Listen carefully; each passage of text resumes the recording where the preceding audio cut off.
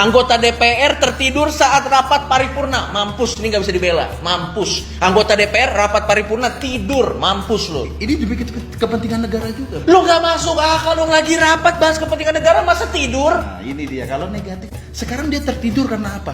Karena dia capek mikirin rakyat, Coki. 24 jam dia mikirin rakyat, mikirin keputusan ini itu. Dia nggak sempat tidur di rumah. Hargai dong dia tidur di rapat. Loh, ya kan? Ya Kalau dia nggak tidur siluman dia.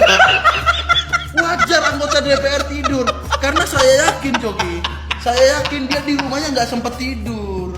Karena gitu. memikirkan rakyat.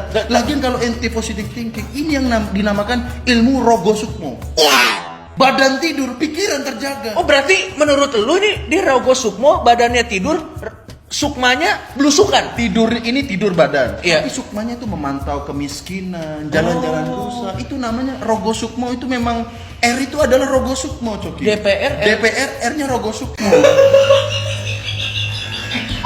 Jadi Anda jangan negatif, tidur gak mikirin. Justru ini dia capek mikirin. Malah jangan-jangan mimpinya ini rapat juga ya? Nah itu dia. Kalau banyak yang tidur rapat di mimpi, bro. Rapat ini Coki terlalu negatif sama DPR. Bener juga ya, jangan-jangan emang gak bisa dikritik. Makanya Anda salah.